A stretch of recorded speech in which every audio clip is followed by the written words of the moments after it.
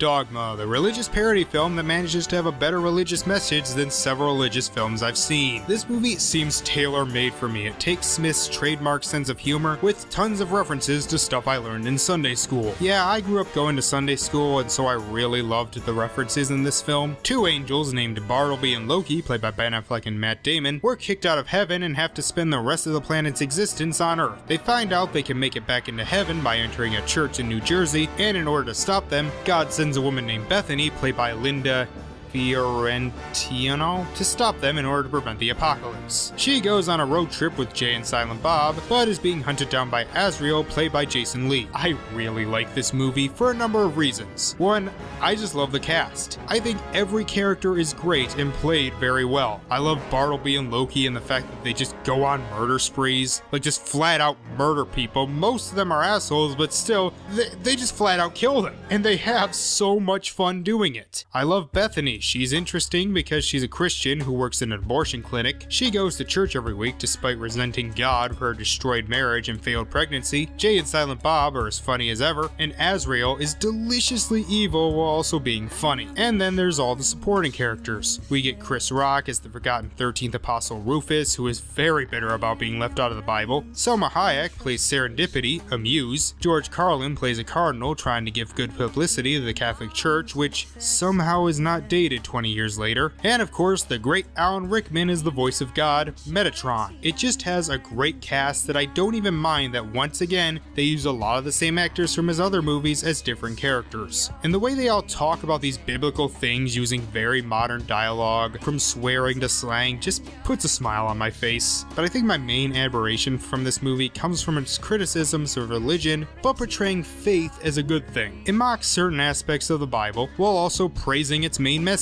It criticizes how we're all dividing ourselves via different religious and even different denominations of the same religion. We use it to go to war, hurt others, and nowadays going to church isn't about getting a spiritual experience, it's mostly just boring. But it does show how good faith can be. The problem isn't the idea, just the practice of the idea. This really did open my mind to religious ideas more than something like Let There Be Light. In being comedic, it allows for a lot more of a well-intentioned religious message than most religious films I've seen. In fact, I think this and Jesus Bro would make a great double feature. I don't know how well this movie would work if I didn't grow up in a Christian home or even in a country mostly built on Christianity, but I think it's pretty funny. Some of it is juvenile humor, they literally have a monster made of shit, but a lot of it is really good. And it's also kinda sweet. Bethany's story arc is genuinely touching, and the scene with her and Metatron in the woods is actually really nice. It's too big. That's what Jesus said. Yeah, I had to tell him. You can imagine how that hurt the father. Not to be able to tell the son himself, because one word from his lips would destroy the boy's frail human form. So I had to deliver the news to a scared child who wanted nothing more than to play with other children. I had to tell this little boy that he was God's only son, and it meant a life of persecution and eventual crucifixion at the hands of the very people that he'd come to enlighten and redeem. He begged me to take it all back.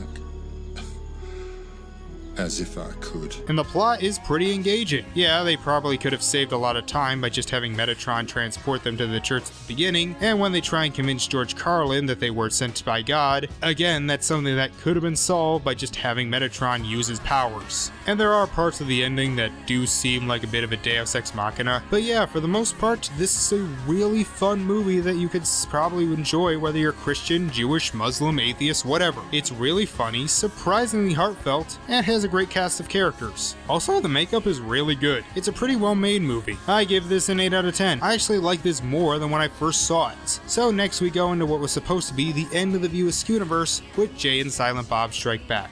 See you tomorrow.